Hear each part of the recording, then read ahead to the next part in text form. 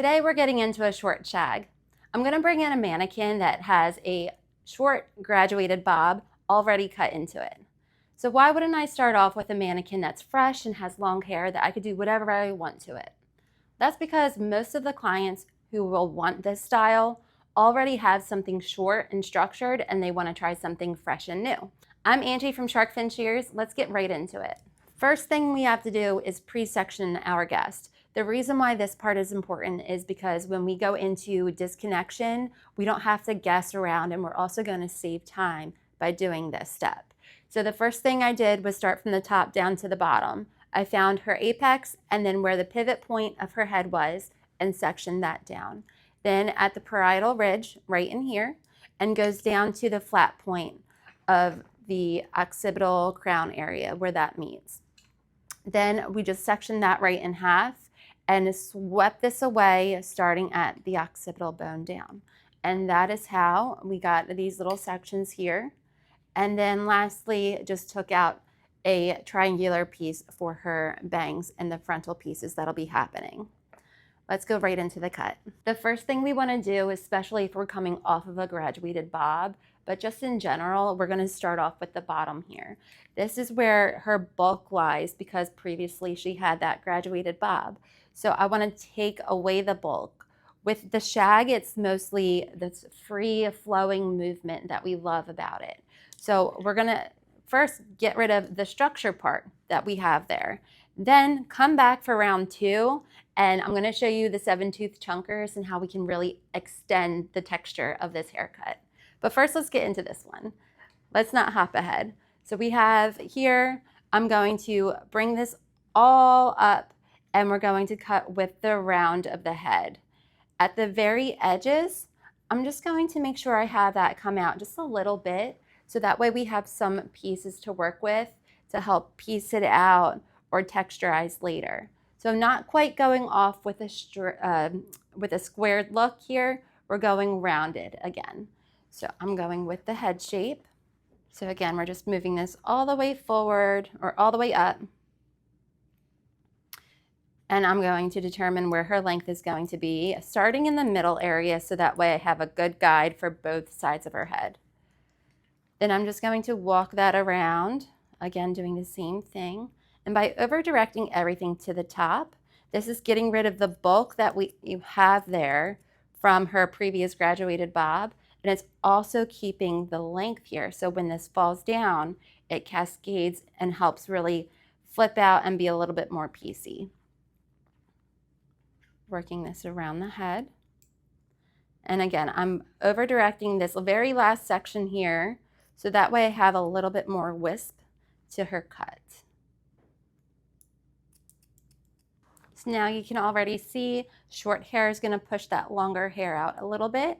And we can get these really fun little wisps already happening. In our next section, let's disconnect. So we want this to be very loose and not structured. So in doing that, disconnection is really going to help make sure everything isn't just so, and it's going to differentiate with our lengths. So in this section, I'm going to comb all the way up, and I'm over directing it slightly towards the back a little bit. So a slight angle right in here. So this section, I have this whole half in my hand, and I am bringing this all the way up. It doesn't matter if I even comb this bottom part because it's too short, it's not going to reach. So we comb up and then slightly bring it back a little bit. That's going to help us with the curve around the ear, and it helps keep that length there that we want. Decide where you want this little disconnection to be, and this will be the shortest point to help guide the rest of the top. Over directing a little bit. And then I'm just going to go in and cut. Again, over direct that slightly over here. We want to have some different lengths in this hair. It's really going to help this not look super structured. Once we comb that down, you can already see how that lightened up this look. But when we pull it out, it is disconnected. See if you could see this way. So when we hold the head out, she has this nice disconnection going on. When it lays over, that is where, when we have it dry, we go in and texturize and really refine the cut.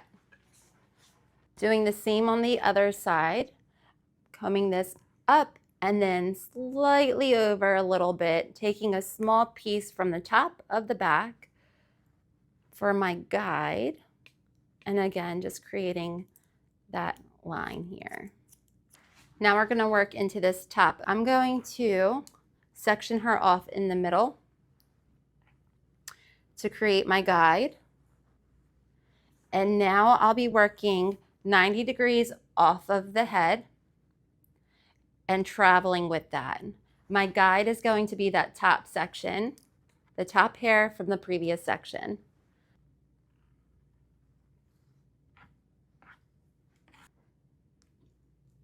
Straight 90 degrees off of the head.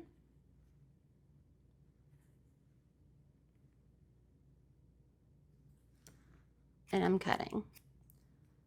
But I want to continue this into a rounded layer. So I'm walking this section all the way up, get to the tippity top, and now I'm cutting that as well. Okay, so just to repeat this, I am taking that middle section from that upside down triangular area that we had on the top of the crown, found my guide from the previous section, and I worked 90 degrees off of the head.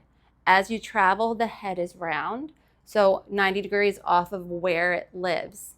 And that's going to create this rounded shape for you. Now we are going to travel.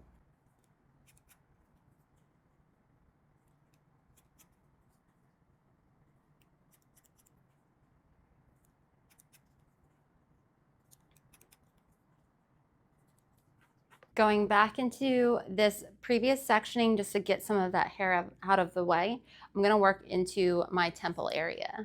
Just wet her down again.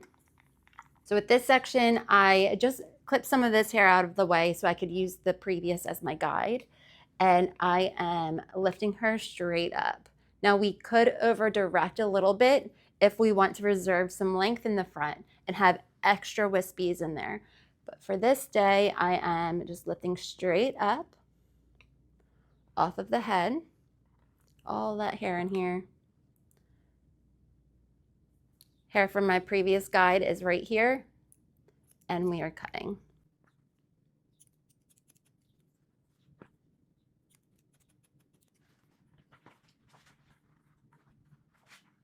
All right, home stretch. We have 2 sections left. We have her fringe area and the very top where everything's just going to get connected. So she already has a bottleneck fringe. So we could leave that be and have the short pieces that we just created, have that disconnection, and then go in with the final finishing touches, or you can go ahead and connect them. It's up to you and your guests and what they like. I'm going to do a little bit of both and just add some texture in it with my shears. So in doing that, I'm just going to do a middle parting here. Bring this with the round of her head. Find that short piece, and I'm just going to cut that 90 degrees and take the rest of it and bring this all to it. That way I add some extra layering into her fringe area. Drop that down, take this one, bring everything to the middle, and I'm just cutting that off. Now we have this top section. I took it down, we combed it out, and I'm going to do 2 things with this section. One is box it off. By doing that and lifting everything 90 degrees off, I'm not going to continue with the round of the head. I'm just going to lift up and then this same, bring everything up this way. That's going to connect my back area, but it's also going to disconnect her sides. Now, if I connected her sides, that would be lovely, but it would be more of a pixie style with tendrils hanging down. And that's not the look I'm going for here. So I took a middle section and bring everything up.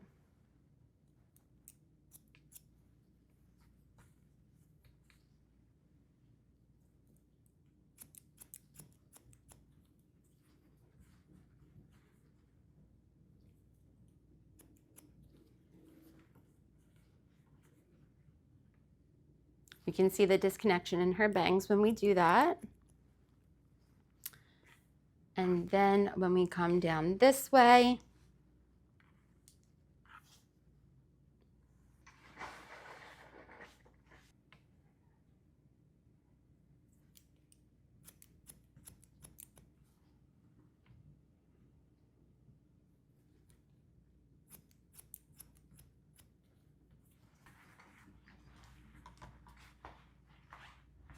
here we have the finished results of just the initial cutting. And if you love this result, just come back for round 2 when I'm going to show you some texturizing that's really going to help this cut come alive. I hope you love this video, and if you did, always hit the thumbs up. Leave a comment if you have any struggles or if this was easy for you. Let us know. And as always, hit the bell button. It gives you notifications on our newest videos coming out to you.